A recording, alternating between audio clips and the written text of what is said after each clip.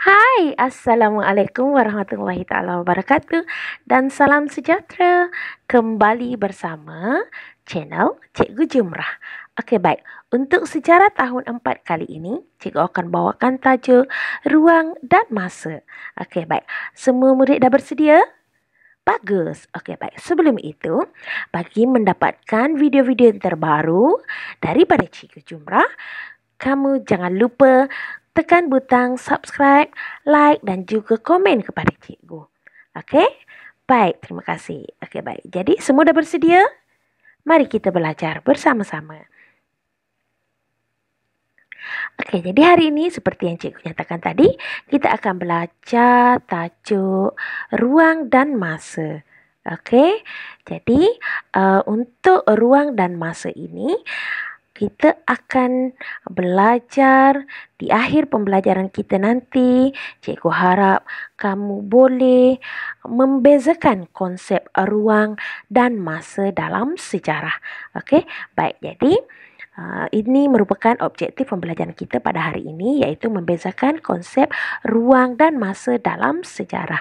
Dan juga cikgu akan cuba kaitkan dengan peristiwa yang berada di negara kita dan juga diri kita. Okey, baik. Jadi, urutan masa ataupun sejarawan telah menggunakan urutan masa untuk mengkaji peristiwa sejarah yang telah berlaku. Okey, urutan masa ini juga dikenali sebagai kronologi. Okey, kronologi. Okay, baik. Boleh ingat? Kronologi. Okey, pandai. Okey, baik. Jadi, konsep masa dapat dibahagikan kepada dekad, abad dan alaf. Okey, so kamu ingat konsep masa dapat dibahagikan kepada 3, iaitu dekad, abad dan alaf. Okey, seperti yang kamu lihat di hadapan di belakang cikgu ni, di skrin ini. Okey, boleh lihat di skrin sini. Ini merupakan rajah garis masa. Okey, jadi konsep masa juga dilihat mengikut zaman. Okey, iaitu kita ada 2 zaman, zaman sebelum Masihi dan juga zaman Masihi.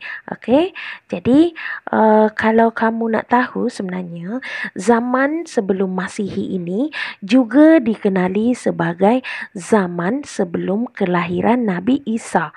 Okey, ini zaman sebelum kelahiran Nabi Isa. Okey, manakala zaman Masihi dikenali juga sebagai zaman selepas kelahiran Nabi Isa.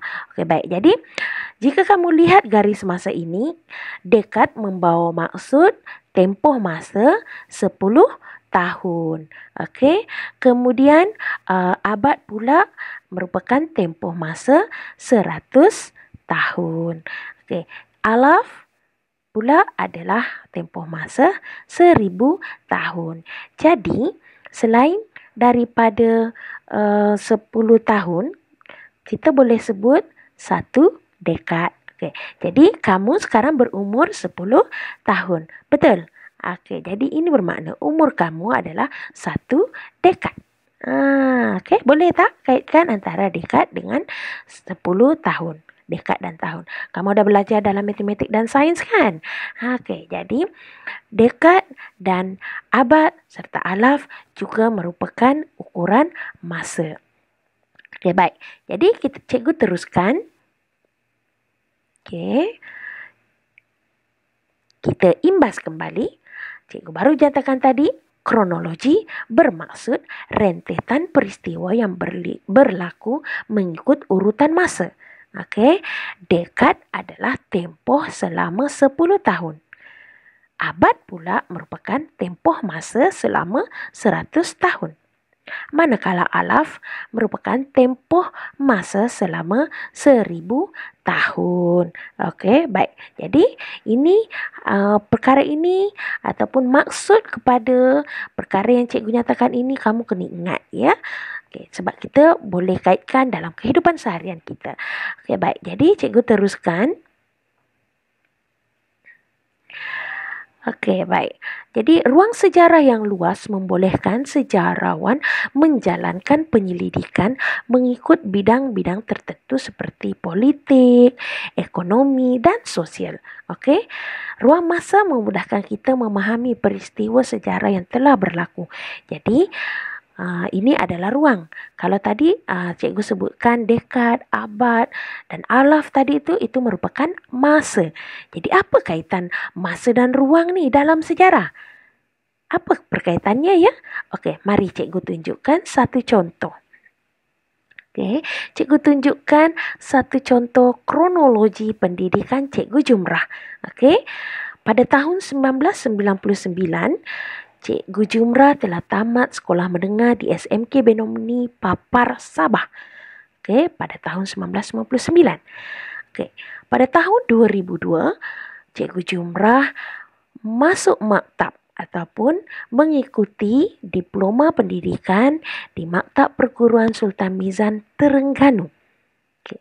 Pada tahun 2005, Cikgu Jumrah mendapat penempatan pertama di SK Seri Besaut, Sungai Perak. Pada tahun 2015, Cikgu Jumrah telah menamatkan ijazah sarjana muda di UPSI Tanjung Malim, Perak. Okey. Pada tahun 2017, Cikgu Jumrah telah menamatkan ijazah sarjana ataupun master di UPSI juga. Dan pada tahun 2018, Cikgu Jumrah mengikuti ijazah kedoktoran juga di UPSI Tanjung Malim, Perak. Jadi, adakah kamu lihat dan perhatikan ini merupakan kronologi pendidikan Cikgu Jumrah. Okey, jadi apa perkaitannya dengan masa dan juga ruang? Okey, jadi kamu lihat dari tahun 1999 sehinggalah 2018 itu merupakan masa. Okay, masa yang telah diambil oleh Cikgu Jumrah mengikuti pendidikannya. Okay, baik. Tamat sekolah menengah sehinggalah Cikgu Jumrah mengikuti ijazah kedoktoran ini merupakan ruang yang dipenuhi dalam tempoh masa tadi. Okay, jadi boleh dapat bezakan masa dan juga ruang. Bagus. Okay, baik. Jadi, mari kita kaitkan pembelajaran kita pada hari ini dengan negara kita. Apa yang kamu lihat melalui perubahan yang berlaku di negara kita?